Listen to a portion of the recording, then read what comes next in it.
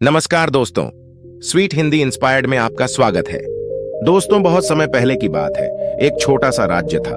उस राज्य का राजा बहुत खुशहाल था। उसके पास किसी चीज की कोई कमी नहीं थी। प्रजा भी अपने राजा का खूब आदर सत्कार किया करती थी। प्रजा अपने राजा से बहुत खुश थी।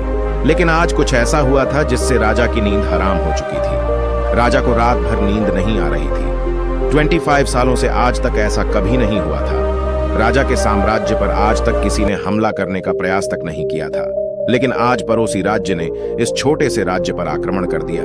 और आज राजा को अपने 25 साल पहले का वह दिन याद आने लगा, जब वह एक राजा ना होकर केवल एक सेनापति था और वह अपनी राजा की आज्ञा का पालन करते हुए युद्ध की तैयारी कर रहा था। लेकिन उस वक्त उसके मन में कोई शंका नहीं थी। किसी चीज का निर्णय नहीं लेना था, इसलिए वह चैन से उन चीजों की तैयारी में जुटता था। राजा बहुत विधा में था।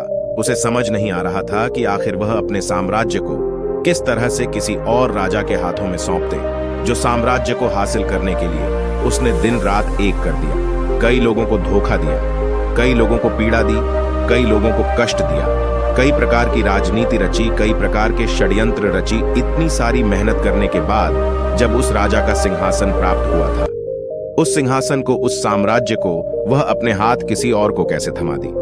राजा को कुछ भी समझ नहीं आ रहा था कि वह क्या करे।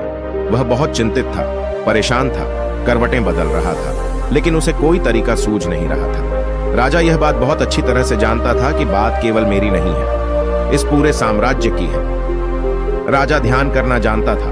वह बार बार ध्यान करने का प्रयास भी कर रहा था ताकि वह शांत हो सके, उसका मन शांत हो सके और वह अपनी अंतरात्मा की आवाज सुन सके। उसने कई बार प्रयास किया, लेकिन हर बार उसे असफलता ही हाथ लगी। वह अपने मन की आवाज अर्थात अपनी अंतरात्मा की आवाज सुनने में असफल रहा, जिस कारण वह बहुत परेशान था, चिंतित था और बहुत दुविधा में था। वह समझ नहीं पा रहा था कि आखिर वह क्या फैसला करें और उसके पास बहुत कम समय भी बचा हुआ था। केवल उसके पास आज रात का ही समय था। कल सुबह पड़ोसी राज्य उस पर आक्रमण कर देगा। यदि वह केवल अपने लिए फैसला करता है तो इस साम्राज्य के लाखों लोगों की जान पर बन सकती है। और यदि वह इस पूरे साम्राज्य के लिए सोचता है तो उसे पड़ोसी राज्य के राजा के सामने झुकना होगा, उनका सम्मान करना होगा और अपने हाथों इस साम्राज्य को उन्हें सौंपना होगा।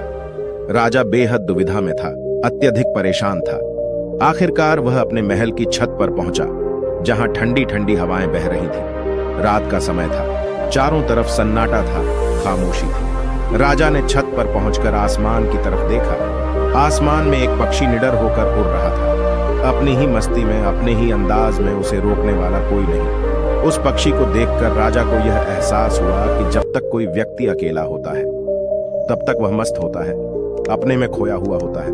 उसे किसी प्रकार की कोई जिम्मेदारी नहीं उठानी पड़ती। वह जब चाहे, जैसा चाहे वैसा फैसला ले सकता है। लेकिन हमारे सर पर जिम्मेदारी आ जाती है तो फिर एक आदमी अपना अकेलापन, अपनी मस्ती, अपनी आजादी को खो बैठता है, क्योंकि उसके सर पर जिम्मेदारी है। उसे हर एक चीज देखनी है, समझनी है और ऐसे बहुत से लोगों को सोच समझकर ही कोई निर्णय लेना है। काफी समय बीत चुका था और अब तक राजा ने कोई निर्णय नहीं लिया था। और जब राजा को कोई भी रास्ता नजर न आया तो वह अपना घोड़ा लेकर अपने गुरु के आश्रम की ओर निकल पड़ा। राजा के गुरु भी बहुत सख्त थे। उन्होंने पहले से ही राजा को यह चेतावनी दे रखी थी कि जब तक तुम्हारे पर ऐसी कोई बड़ी समस्या ना आए कि तुम्हें मेरी जरूर न पड़े, तब तक तुम यहाँ पर कभी मत आना। राजा अपना घोड़ा लेकर आश्रम पहुंचा। वहां पर जब उसने देखा तो उसके गुरु ध्यान में लीन थे। वह अपने गुरु के ध्यान को भंग नहीं करना चाहता था। अपने गुरु को ध्यान में देख उसके मन में एक बार फिर से द्वंद्व युद्ध चालू हो गया। उसका एक मन कहता कि गुरु को ध्यान से बाहर लाए, तभी वहीं पर उसका दूसरा मन कहता नहीं नहीं, यदि गुरु को ध्यान से बाहर लाया गया तो यह उचित नहीं होगा। गुरु क्रोधित हो जाएंगे और फिर उसके बाद क्या होगा यह कोई नहीं जानता। राजा खड़े होकर यह सब सोच ही रहा था। तभी तक आश्रम से आवाज आई है, राजा तुम दरवाजे पर खड़े होकर क्या कर रहे हो, भीतर आओ।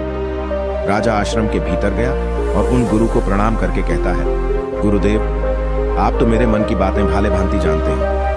आपको यह भी पता होगा कि आज मैं क्यों यहाँ पर आया हूँ। बहुत घना है और बहुत खतरनाक भी है।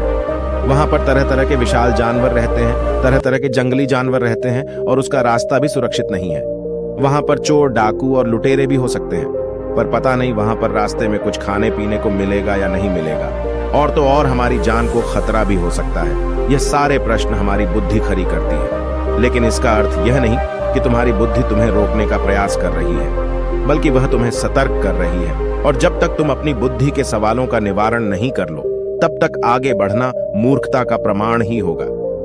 ऐसे रास्ते पर जाने से पहले तुम्हें अपने खाने पीने की सामग्री का इस्तेमाल करना होगा। उसके बाद सुरक्षा के लिए कुछ हथियार और कुछ सैनिकों को भी साथ लेना होगा। और जब तुम्हारी बुद्धि पूरी तरह से संतुष्ट हो जाए, जब उसके सभी सवालों का निवारण तुम कर लो, तब तुम आगे बढ़ सकते हो। कक, अब तुम्हारी बुद्धि के सभी सवालों का निवारण हो चुका है।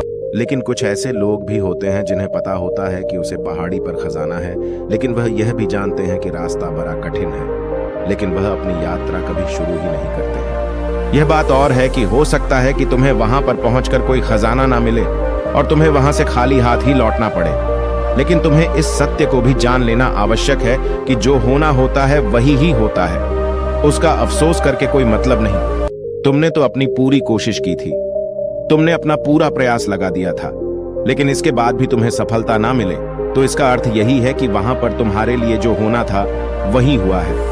उसका अफसोस करके कोई अर्थ नहीं, लेकिन उसे यूं ही जाने भी नहीं देना चाहिए। उस हार से, उस अनुभव से हमें कुछ सीखना चाहिए, उससे सीख लेनी चाहिए और उसके बाद तुम्हें अपनी कोशिशों को और भी ज्यादा बेहतर बनाना चाहिए। इसी चीज पर काम करना चाहिए, न कि व्यर्थ बैठकर पश्चाताप करना चाहिए और न अफसोस करना चाहिए। मैं तो तुम्हें बस यही समझाना चाहता हूं कि अंतरात्मा की आवाज हमें तब सुनाई देती है जब हमारा मन और हमारी बुद्धि दोनों एक बात पर पूर्ण रूप से सहमत हो जाते हैं। तभी गुरुवर उस राजा को सावधान रहते हुए कहते हैं, हे राजन, मेरी एक बात और अपने दिमाग में अच्छी तरह से बैठा लेना, जब भी कोई हानि होती है तो वह अपने पीछे पश्चाताप और अफसोस जरूर छोड़कर जाती है। तुम्हें हमेशा अपनी हार पर ऐसा ही लगेगा। यदि मैंने कुछ ऐसा कर दिया होता तो शायद मैं सफल हो गया होता, और यही पछतावा, यही अफसोस तुम्हें हर काम के पीछे नजर आएगा जो काम में तुम असफल हुए हो। जब भी कोई व्यक्ति असफल होता है तो वह यही सोचता है कि यदि मैंने इस काम को उस तरीके से कर दिया होता या फिर उसके कहे के अनुसार कर दिया होता तो शायद मैं आज यहाँ पर सफल हो चुका होता। लेकिन वास्तविकता तो यही है कि तुम्हें कभी भी इस बात का एहसास नहीं होने देगी कि तुम्हारे साथ क्या तय किया गया है और तुम्हारे साथ क्या होने वाला है। हाँ, यह बात और है, कुछ सचेत और कुछ जागरूक लोग ही इस बात को जान पाते हैं कि उनके साथ आगे क्या होने वाला है, इसलिए वह कभी भी उस चीज के होने का पश्चाताप नहीं करते, उसका अफसोस नहीं करते, क्योंकि उन्हें पूरा पता होता है कि आखिर क्या होने वाला है और वह अपनी पूरी कोशिश करते हैं। उसके बाद जो कुछ होना था वह तो होना ही है, उसमें पछतावा करके क्या लाभ। किंतु जिन लोगों को अपने फैसला पर यकीन नहीं होता, वह हमेशा केवल सोचते ही रह जाते हैं। वह हमेशा अतीत के बंधनों में बंधे रह जाते हैं, दुखी रहते हैं, रोते रहते हैं, लेकिन वह अपने जीवन में कुछ नहीं कर पाते। लेकिन एक बुद्धिमान व्यक्ति यह भली भांति जानता है कि अतीत को बदला नहीं जा सकता, लेकिन उस पर बैठकर अफसोस करना व्यर्थ है। किंतु वर्तमान में हम सही निर्णय ले सकते हैं और भविष्य, जो कि हमारे हाथों में है ही नहीं। इसके बाद उन गुरु ने राजा को वहां से जाने का आदेश दे दिया और वह वापस से ध्यान में लीन हो गए और गुरु की सारी बातें सुनकर राजा के मन में जो द्वंद्व युद्ध चल रहा था वह पूरी तरह से शांत हो चुका था। राजा वापस महल लौटा और उसने शांतिपूर्वक अपने मन और अपनी बुद्धि को एक ही निर्णय पर सहमत करवाया, और वह था कि हम युद्ध लड़ेंगे।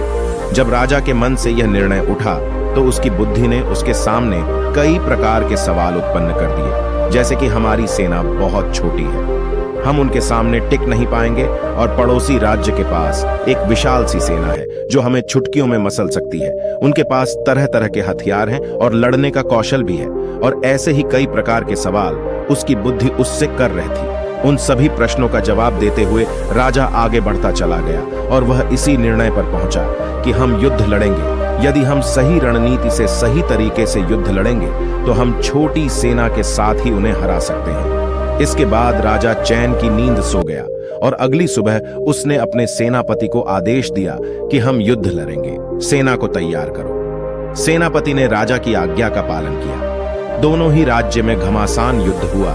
हालांकि इस राज्य की सेना बहुत छोटी थी, बहुत कम थी, लेकिन राजा की सही रणनीति के कारण और राजा की सही निर्देशन के कारण आखिरकार राजा ने इस युद्ध को जीत ही लिया। आप अपने कमेंट्स के द्वारा हमें अवश्य बताएं। वीडियो कैसी लगी? पसंद आने पर लाइक और शेयर करें। ऐसी ही और मोटिवेशनल वीडियो देखने के लिए हमारे YouTube चैनल सब्सक्राइब कर लीजिए।